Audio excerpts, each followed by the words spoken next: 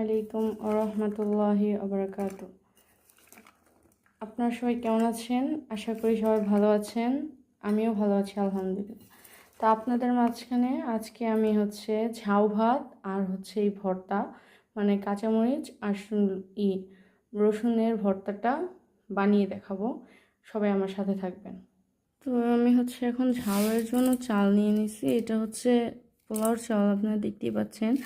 তবে আপনাদের এই পোলাওর চালের সাথে একটু খুদের চাল, মানে খুদগুলো মিলিয়ে নিলেও অনেক ভালো হয়।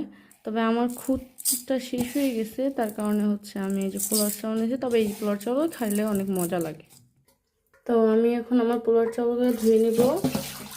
এই যে ধুয়ে নিলাম। পোলাওর চাল তো আমাদের তাই একটু ভালো করে ধুতে হবে, যাতে মানে পোলাওর চাউলে একটু এই যে দেখেন এই পানিটা ঘোলা হয়ে যাচ্ছে, যাতে এই ঘোলটা চলে যায়। তো দেখেন আমি আমার চাউলগুলো 3 থেকে 4 বার ধুয়ে নিয়েছি। এখন আমি এটার মধ্যে পানি দিয়ে দেব। পানি আমি পরিমাণ মতো দেব। হ্যাঁ, যেভাবে আমার পরিমাণ হয়ে গেছে পানি যে এতটুকু। তো এটাকে আমি চুলায় বসিয়ে দিব এবং আগুন ধরিয়ে দেব। তো আমি এখন আগুন ধরিয়ে দিয়েছি। এই যে তো এখন লবণ দিয়ে দিব স্বাদ মতো। আমিও পরিমাণ মতো লবণ দিয়ে দিয়েছি। আপনারা হয়তো একটু বেশি হলে একটু বেশি, কম রান্না করলে পরিমাণ মতো লবণটা দিয়ে দেবেন। দিয়ে আমি এটা কীভাবেই রাখবো, এটা পানিটা অনেক গরম হয়ে গেছে। ভর্তাটার জন্য এখান থেকে আমি 2টা রসুনের কোয়া বের করে নিয়েছি এবং এই যে কাঁচামরিচ দিয়েছি। তা আমি এখন আসি ভর্তা। তো এই যে আমি আমার ভর্তা বসিয়ে দিয়েছি।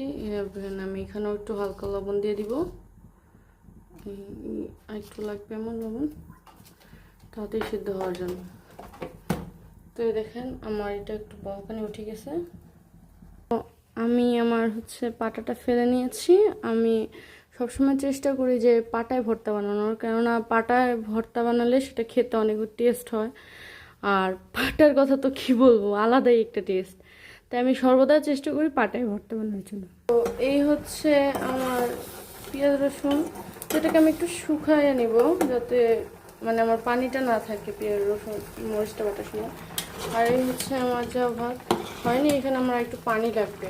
পাটায় ঢেলে নিয়েছি। এখন আমি স্বাদ মতো লবণটা দিয়ে দিব। এখান থেকে পাটা এখনো ধোয়া উঠছে। তো এই আমার বাটা, মানে আমার বাটাটা হয়েছে। কেউ কিছু মনে করেন না, আসলে আমি বাটতে পারি না, তো হয়তো মিহি হয়নি। তো এই আমার